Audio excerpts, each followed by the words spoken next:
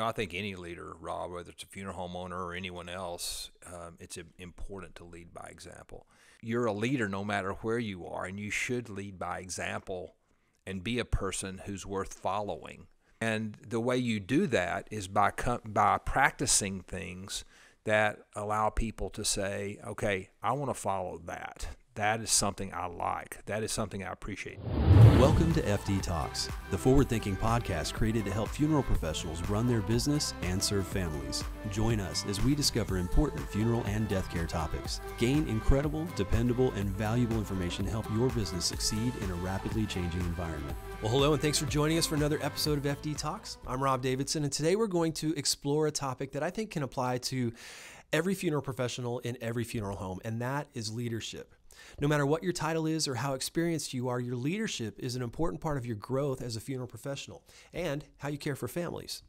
The question is, are you actively thinking about your leadership? Kris Seale, President and CEO of Funeral Directors Life, returns to the program to share his insights on the value of leadership, and he's going to share what he's discovered after nearly 40 years of growing as a leader. So, Kris, I'm noticing you have a stack of books over here, and just, I know that leadership and thoughtful leadership, intentionality, these are all things that I think are characteristics that you have. What motivates you to continue your growth in trying to be a good leader? That's a great question. I would say, interestingly, because let's go back to when I started. You got to remember, I was 22 years old when I got the job of president of Funeral Directors Life in 1985. So I've been here a solid 38 years, going on 39. With 4 people? We started, when I got here, we had 4 people. The company actually started in 1981. That's when it was bought by these West Texas funeral home owners, my dad being one of those. And I was asked to come in at age 22, which I was their last resort. You can imagine. They wouldn't bring a 22-year-old in unless it was the last resort. And so I came in. I was going to give them a year, and I fell in love with it. It's kind of like funeral service. We talk about this all the time. You can't, once you fall in love with funeral service, you can't get out of it. And so I stuck with it, fortunately. But having all of these employees and being 22 years old, I had no idea how to be a good leader. I was cocky enough that I thought I could, fake my way through it. But that didn't work. So I turned to trying to read as many books as possible. And obviously, I got a wonderful accounting and finance degree from Baylor University, but it taught me nothing about leadership, which is a whole different game. And so I had to learn about it myself. So it was on-the-job training, and I just became a ferocious leader. I tried to figure out as much as I could by reading, and just reading as much as possible, and that ferociousness came from reading.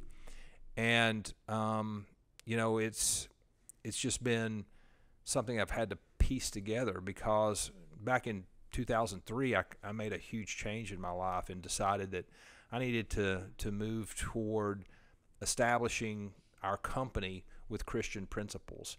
I had to reprioritize a lot of things in my life and realize what was important. I wanted my wife to be a priority because she was first in my life, and then my kids and my family, I had to prioritize that. And then next came this business, because this is my community, man. It's a ministry, more or less, for me. And so I had to prioritize those things and get rid of everything else. But it's what turned us around, and what I decided to do was really become more of a Christian-centered leader. And as part of that process, bringing Christian principles into our business. And I know that's not for everybody, and I know everyone's not in that position, but it was just something I felt strongly about. And in 2003, we did that, and we made that commitment. And I started reading some books then of more of Christian-oriented teachers who were trying to teach leadership lessons from the Christian perspective. And so I did bring a few books with me. One that I really enjoyed, it's a higher level leadership book, but it's 5 Levels of Leadership by John Maxwell. John Maxwell is, a strong Christian believer. He was a pastor, but more than anything, he brings some great insight into leadership. And I wanted to be a fifth level leader, which means you have to be intentional about your leadership and intentional about bringing others into leadership. And so I thought this was a key book that I read. Another one, and a great guy that I really listen to a lot of his sermons and podcasts and such, is Andy Stanley. And he wrote this book called The Next Generation Leader, which... that's a good book. I've read that one. Yeah. It is a great book, and I encourage a lot of our younger leaders to read this. This is a good entry-level starting book to read, but by Andy Stanley. This one, you don't want to read it in the airport. I figured this one out when I was reading this years ago. It's called Getting Naked. That's the way we say it in West Texas, naked. So the Getting Naked book is by Patrick Lencioni, and it is a great book for learning how to be open and transparent in your leadership, and not to try to hide things, because people know things, but we as leaders sometimes think they don't. And so, our people, I think, know things, and so I want to be always transparent and open about who we are. And that's when we develop this idea of having one of our imperatives that we have here as being open and transparent with how we do business. Another one, and I love this one, and a lot of people, it's written by Perry Noble, and some like him, some don't, but he wrote this book that I think is just phenomenal. It's called The Most Excellent Way to Lead. And what it is, it's a book about 1 Corinthians 13, which is the love chapter. And he claims that this is not about weddings, that if you read that chapter very carefully, it's not really about weddings, it's more about leadership, because you have to read it, it's a letter to the Corinthian church, and so you have to read it like a letter. So if you read chapters 12, 13, and 14, you get an image that he's talking about leadership and relationships, not just, he has no focus really on that being something about marriage, which is interesting, and it's leading with love. And that's why we emphasize around here a lot that it's important to love each other. And as part of that, I learned that from this book, is that we needed to have a culture of loving and trusting versus something that's unloving and not trusting. So that's what we went with there. And then one that I always encourage everyone to read, again, this is a simple read, and it's something that I think our company has really taken to heart, is Excellence Wins by Horst Schulze. This is how we developed our 22 non-negotiables. And that's an interesting story in that we asked our people what were our non-negotiables. And we got 894 responses. Now, a lot of those overlapped, and so we narrowed it down to 22. I had actually wanted to narrow it down to 12. But we thought these 22 were so important that we just left it at 22. But, based on our discussion about what we were going to talk about today, I thought it was important for everyone to know that I didn't just come about learning or the leadership that I have just naturally.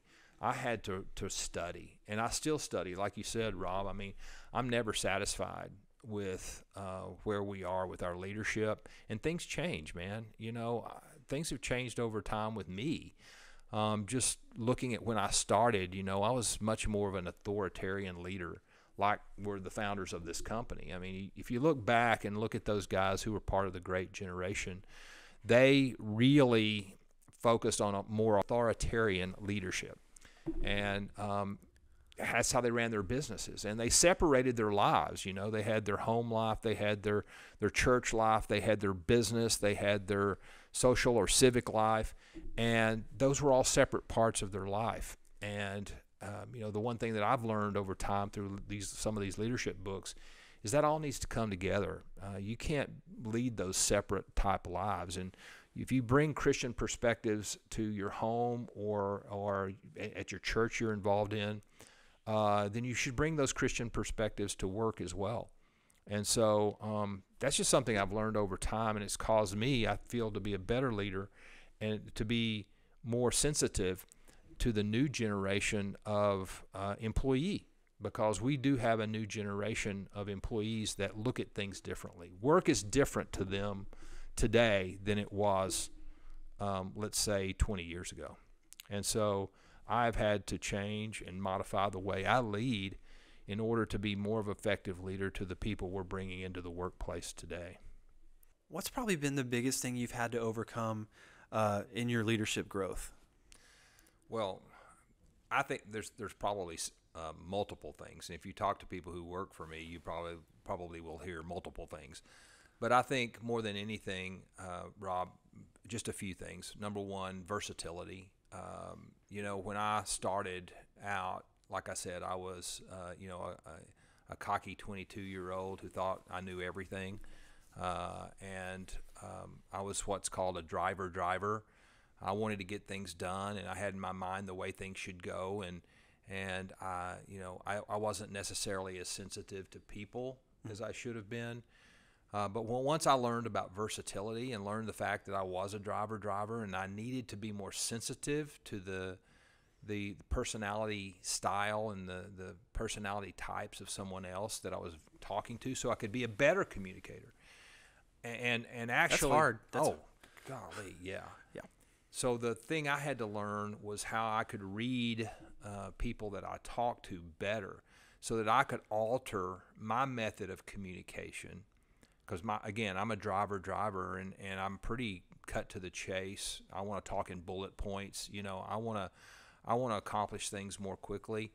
And sometimes people, who have a different mindset, they in order for me to communicate better with them, I need to be a little more sensitive. And so, to me, that's one of the biggest things I've learned, is that having some versatility. And again, this is a Christian principle, because it was Jesus and how Jesus reacted to people. And I've learned this, that, for example, when he dealt with the woman at the well, he knew he had to be sensitive to her, because he could easily frighten her off, because that's not something Jewish men did at that time with a woman one-on-one, and he needed to be sensitive to what her situation was. But then when he dealt with Pharisees, who may have been more driver oriented, he was very direct and very in their face, so to speak. So I think Jesus showed, as he interacted with people, that he was very versatile. He would look at their needs first and then determine how he could best communicate with them. So I'm going to say that. Secondly is getting off my high horse, thinking that I knew it all. It's being open to the ideas and to the opinions of other people. I think our society today, and particularly our government today, would probably be well served if everyone would be more open to listen to the ideas of others and not be so critical and opinionated about those. And I think I was. In fact, the funny thing is, Todd Carlson and I were actually talking about this yesterday. Who's our executive vice president of sales and chief sales officer. But he said years ago to me, he said something. He said, "Kris, would you rather be right every time, or would you rather have customers and friends?" And you know what? At the time, I thought it was a slap in the face, and I was mad at him. But over time, and because this was years ago, so over the years, I've seen that what he said to me was absolutely right, is that sometimes it's not the most important thing to be right, but it's the most important thing to have friends, And I think that's difficult. It was difficult for me early on in my career, because I was such a hard charger, and I didn't care what other people's opinions were. And here's the deal, Rob, because I've had a friend of mine ask me, said, Kris, if you were the way you are today back then, could your company have survived? And my answer to him was, it would have been so much better. It wasn't me being a hard charger that caused our company to be successful early on. We just happened to have some luck and something that God wanted me to figure this out. Some divine intervention that said, "Kris, I want you to figure this out." And I think over time, I've had the good fortune to figure it out. So as I look back over time, those were huge things. And again, it's dropping that ego and start listening to people and understanding what their needs are. Versatility, being able to really read a person and determine how better to communicate with that person so that you can be a better communicator. And it's not changing who you are. It's changing your communication style to be a better communicator. And I think that's very, very important. Kris, how important do you think it is for funeral home owners to lead by example? I think any leader, Rob, whether it's a funeral home owner or anyone else, it's important to lead by example. And I think, John Maxwell wrote a book called The 360-Degree Leader, which he makes the argument that no matter where you are within an organization, you're a leader. You can lead up, you can lead sideways, or you can lead down. And I believe that. I think he's absolutely right. So I think that, you're a leader no matter where you are, and you should lead by example and be a person who's worth following. You know what I'm saying? Whether you're looking to move up in your organization or you are the leader, you want to be a person who is worthy to be followed. And the way you do that is by practicing things that allow people to say, okay, I want to follow that. That is something I like. That is something I appreciate. And here's the thing, though. As a leader, you never hear that from your people. So you don't know if you're doing the right thing or not. You just have to focus for yourself on those things that can best assist you and help you in leading someone. And so that is causing the example, because you never hear someone say to you, I appreciate and value the fact that you lead by example. You never hear that. So what you've got to do, though, is be that person. And how it's shown is by how your people react to your leadership. And then that is actually what comes out with the example that you have. But it's so important to keep that in focus, and I think it's so important to take in the needs of others. And we've talked some about that, but I simply want to reiterate the fact that it's important to really listen to whoever's around you and to get their ideas and to get their input, but then make decisions based upon how you feel is the best way to go and the leadership that you have to have, but allowing everyone to have, input into how you're doing things. And I think that's so important as a leader, and it's often missed, is that a leader thinks they should make all the decisions and that they have all the answers. And the fact of the matter is we don't. And I think it's so important to really trust in your people and let them give you their opinions and their feelings and their advice, and then you figure out what's the best thing to do from there, not necessarily only the things that you think are the right things to do. What is some other advice that you think would be good for someone who's really wanting to kind of embolden their leadership skills? Yeah.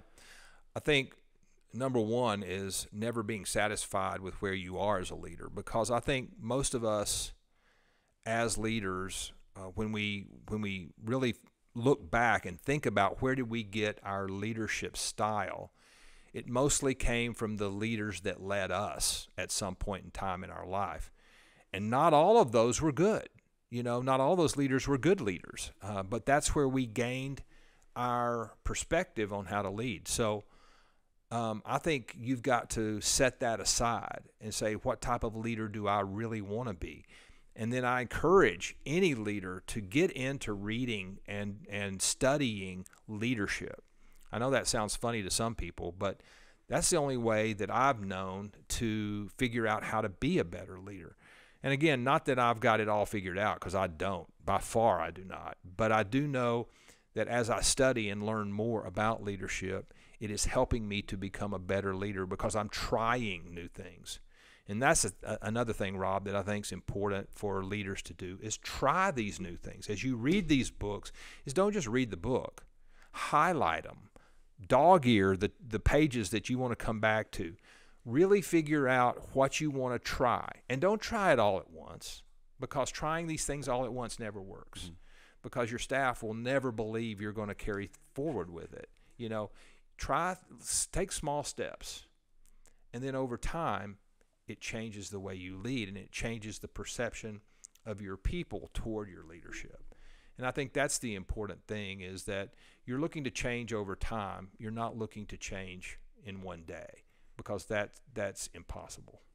Well, thanks once again to Kris for all his advice on how to be a leader worth following and for giving us some great reading material.